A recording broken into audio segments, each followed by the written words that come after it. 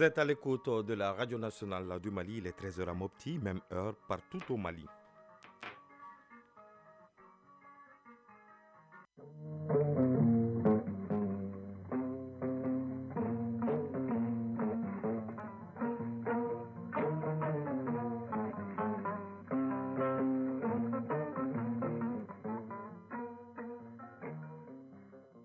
Le journal Bemba Sibi.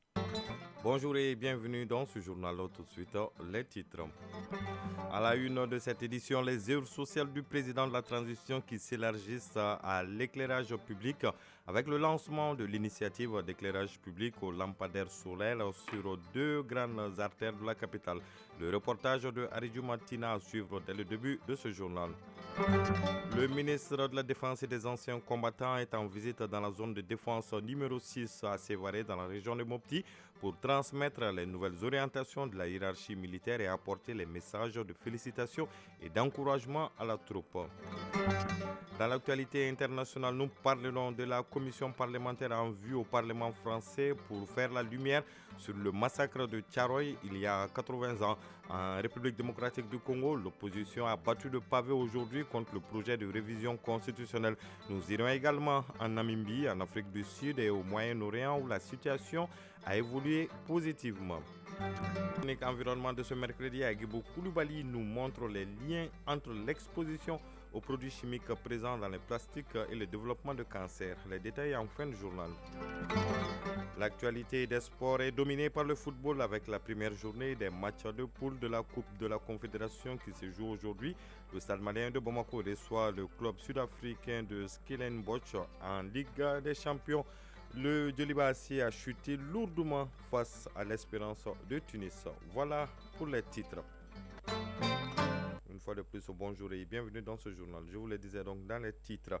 Les œuvres sociales du président de la transition s'élargissent à l'éclairage public avec le lancement de l'initiative d'éclairage public aux lampadaires solaires sur deux grandes artères de la capitale. Il s'agit de l'axe Monument de la Paix à l'aéroport et l'axe Pont des Martyrs à l'aéroport. Le lancement des travaux d'éclairage a eu lieu hier au Monument de la Paix. Les détails avec Aridju Matina. Faisant partie des artères les plus importantes dans le district de Bamako, l'éclairage sur l'axe Monument de la Paix Aéroport International, président Modibo Keïta Sénou, ainsi que l'axe Pont des Martyrs à l'aéroport, va être renforcé pour faciliter davantage la mobilité des populations. Bala Traoré, président de la délégation spéciale de la mairie du district de Bamako. Les artères seront dotées d'ampoules solaires pour lampadaires, 1434 poteaux, dont 630 pour le pont FAD aéroport, 833 pont des Martyrs aéroport, de 800 watts avec un temps de charge de 6 à 7 heures et un temps de fonctionnement quotidien de 12 heures. L'éclairage public étant de la responsabilité de la mairie du district, l'appui du président de la transition contribue à l'atteinte de cet objectif. Cette action citoyenne se situe dans le cadre de l'expansion du programme des œuvres sociales du président de la transition, le général d'armée Assimi Goïta. Agibou Dambélé, conseiller spécial chargé des œuvres sociales du président de la transition. Les œuvres sociales se diversifient. Le président de la transition veut apporter son aide aux Maliens en général et des usagers des riverains de ces deux axes. Apporter un peu de commodité au Bamako en général. Aider aussi EDM parce qu'il n'y a pas longtemps on a remis 25 groupes à EDM. Les œuvres sociales vont continuer. On sait que le problème d'électricité est un problème à Bamako aujourd'hui. Quand le président de la transition apporte son aide, c'est pour que certaines limites, afin que les Maliens aient leur bonheur. Le renforcement de l'éclairage des deux axes contribue non seulement à l'embellissement de la capitale, qui fait partie des missions prioritaires de la délégation spéciale, mais aussi à la sécurité des usagers. Les travaux d'installation des ampoules solaires sont confiés à l'entreprise Global Commerce Multiservice pour un délai de 2 semaines.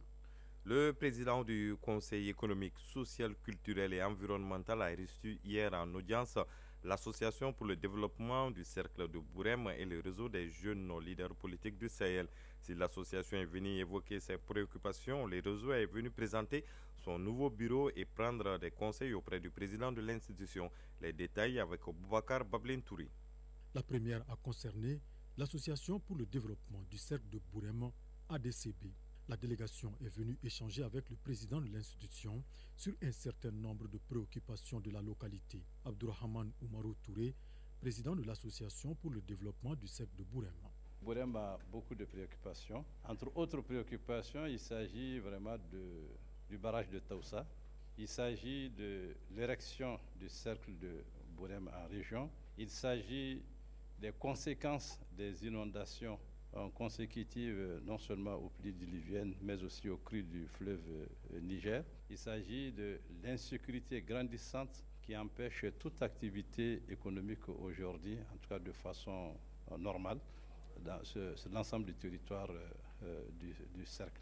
La seconde audience est accordée au réseau des jeunes leaders politiques du Sahel. L'organisation est venue non seulement présenter son nouveau bureau, ses objectifs, mais aussi prendre conseil auprès du président Katile.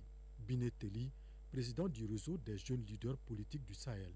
Présenter le bureau du réseau sahélien et ensuite de procéder à la présentation du bureau du réseau du Mali et aussi échanger avec le Conseil économique, social, environnemental et culturel sur le fonctionnement de l'institution et voir les perspectives de partenariat à l'avenir.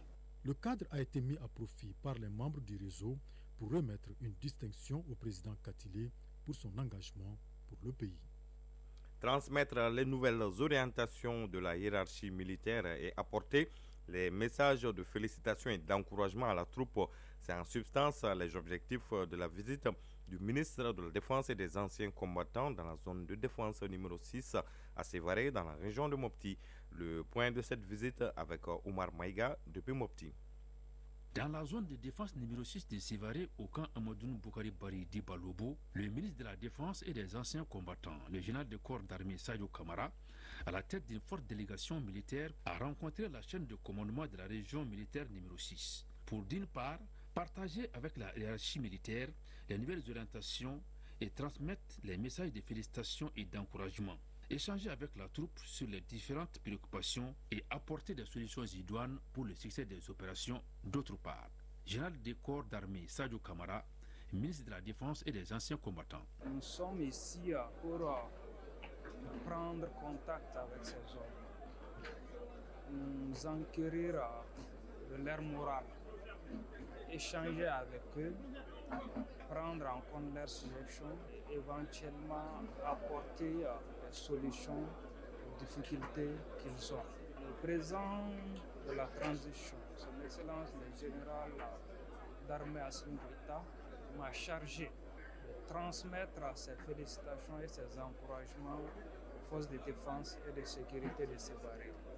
Leur dire que nous comptons beaucoup sur eux pour le retour de la stabilité dans la région de Sévaré. Toutes les dispositions seront prises pour qu'ils puissent travailler dans de bonnes conditions. La zone de Sévaré est un maillon essentiel du dispositif de sécurité qui retient l'attention de la hiérarchie militaire. Général de corps d'armée Sadio Kamara, ministre de la Défense et des anciens combattants. Sévaré est sensible et les opérations militaires de la région sont attentivement suivies par les plus hautes autorités. C'est pourquoi des efforts particuliers sont faits pour renforcer les unités qui sont déployées dans cette zone.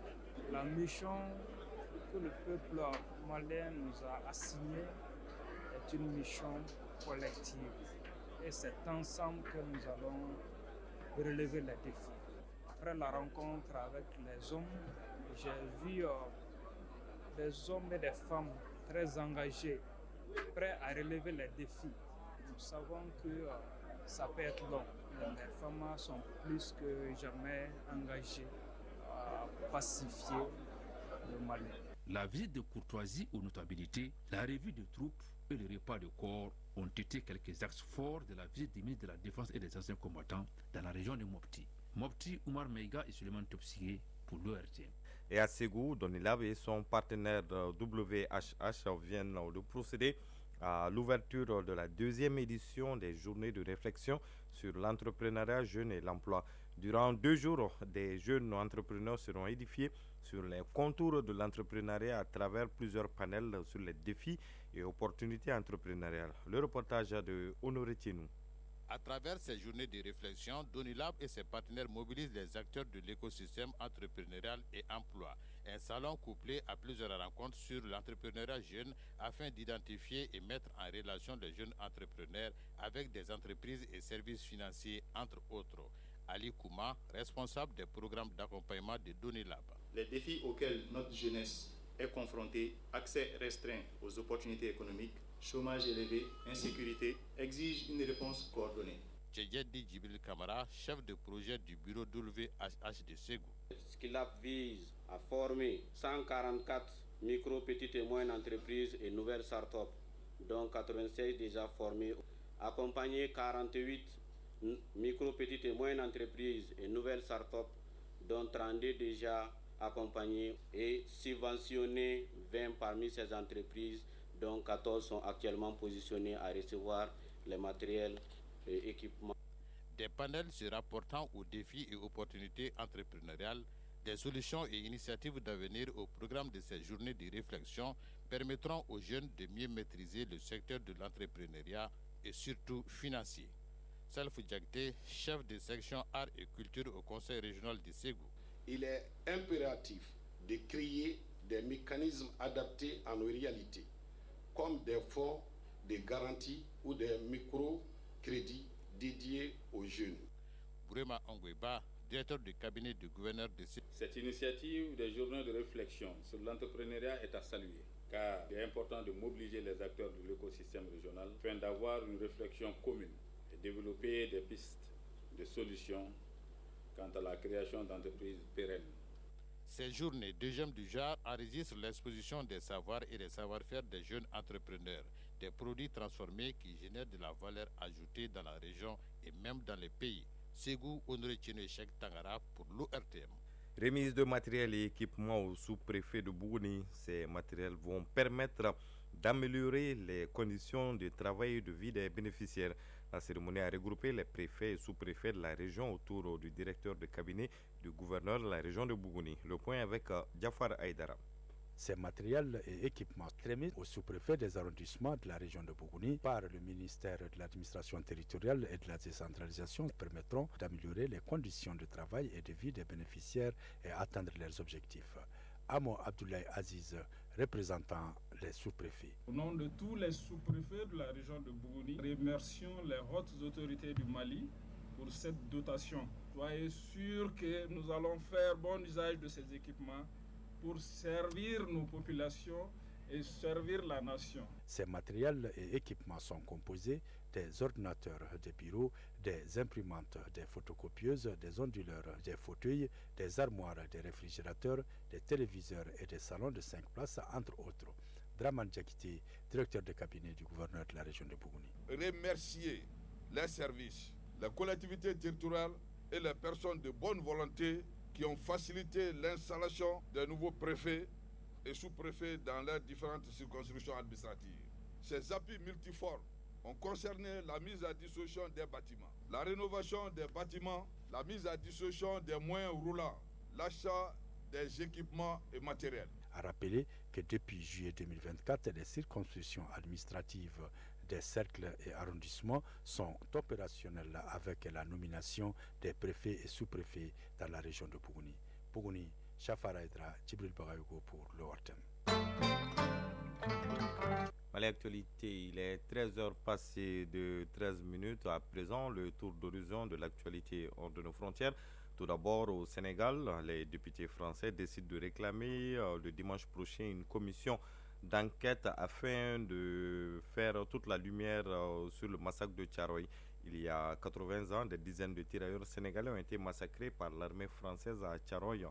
Ce massacre a été nié par l'armée française depuis tout ce temps. En République démocratique du Congo, l'opposition a battu le pavé aujourd'hui pour protester contre le projet de révision constitutionnelle porté par le président Félix Tshisekedi. Le secrétaire général de l'Union pour la démocratie et le progrès social, Augustin Kabouya, promet de mobiliser à son tour les militants et sympathisants du parti au pouvoir afin de sensibiliser la population pour la révision constitutionnelle. En plus, il réaffirme que la constitution ne sera plus révisée, mais plutôt changée pour l'intérêt général de la population. Restons en RDC pour parler cette fois-ci du processus de paix entre la RDC et le Rwanda.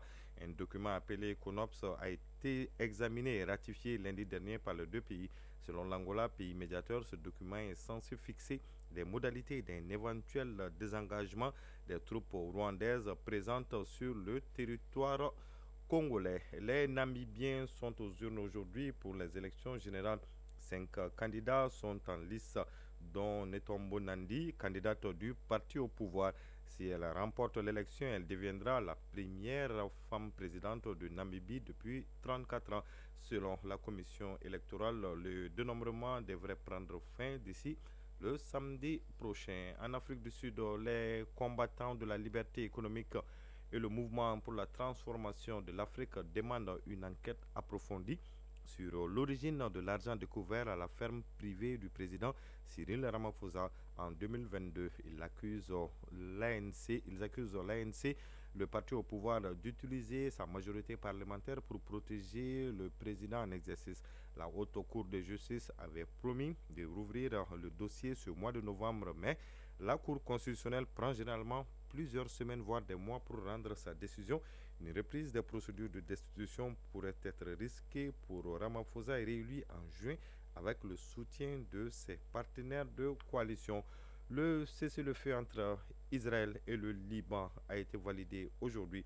Le cessez-le-feu stipule le retrait des forces israéliennes du Liban sur une période de 2 mois et une prise en charge du sud du Liban par son armée. Cette décision marque une étape vers la fin des 14 mois de combat entre le Liban et Israël.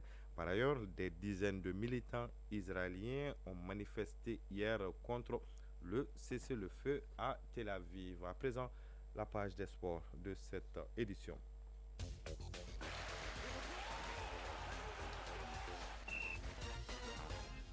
L'actualité sportive reste dominée ce mercredi par le football. Tout d'abord en Europe, à la 5e journée des matchs de poule de la Ligue des Champions qui a démarré hier, occasion pour certaines formations de se rapprocher davantage de la qualification, tandis que d'autres clubs sont à la traîne comme le Paris Saint-Germain.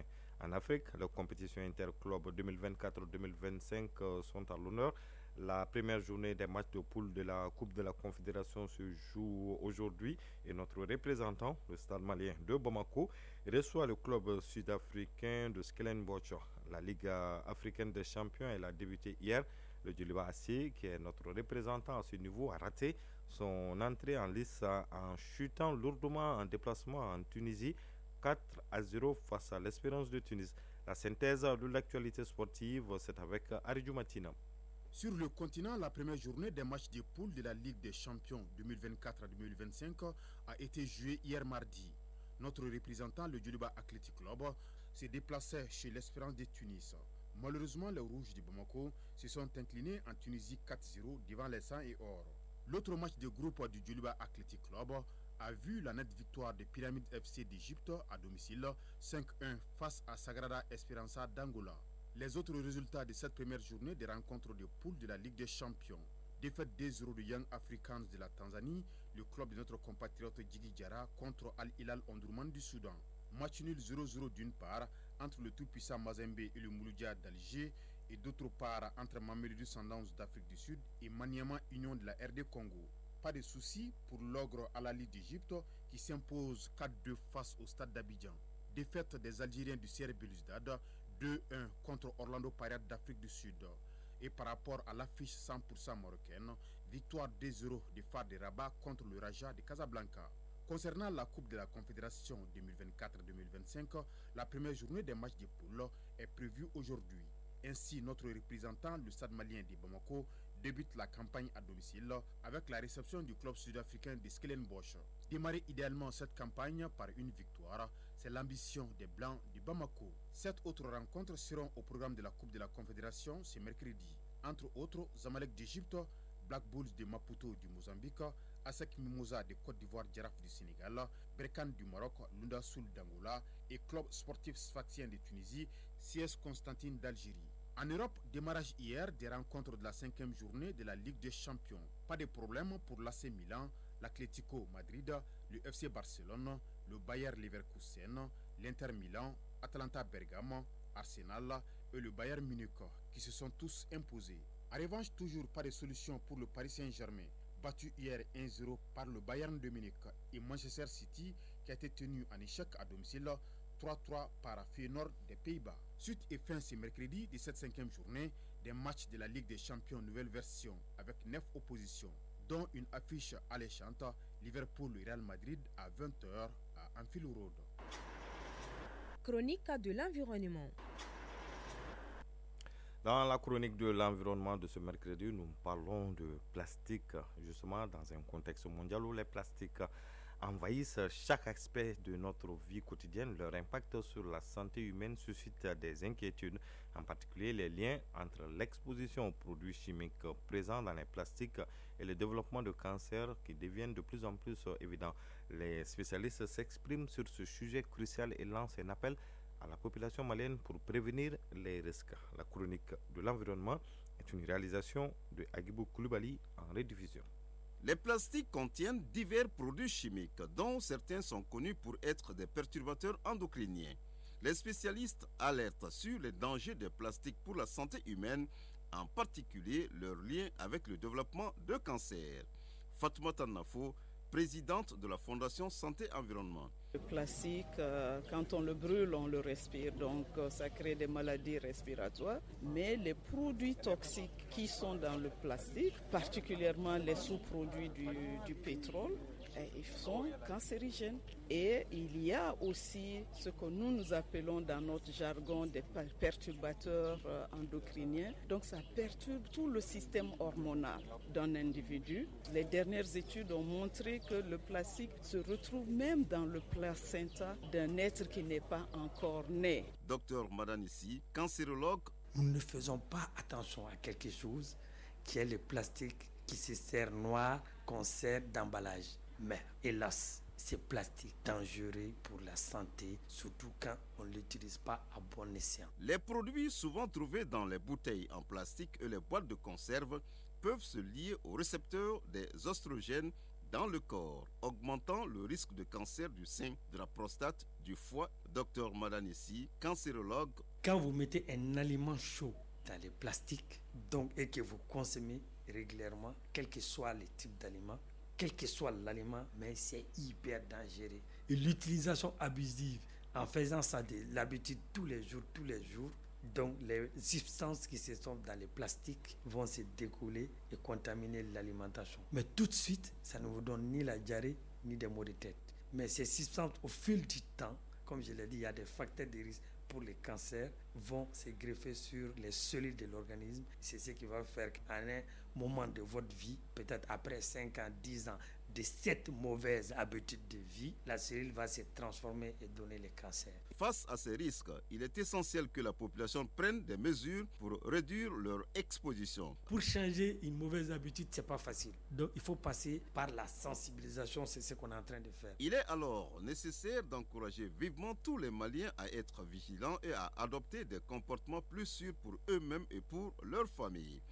À 13h23 prend fin ce journal qui vous a été présenté par Bemba Sibi avec la complicité technique de Alima Ouattara, une réalisation de Adam Maïga et Boubou Sidibé. Grand merci à Ousmane Dao qui a assuré la coordination. Vous pouvez écouter ou réécouter cette édition sur nos différentes plateformes digitales grâce à Badi Touré qui a assuré la mise en ligne. Merci de l'avoir suivi. Prochain rendez-vous avec l'information, c'est à 19h30. Merci et à bientôt.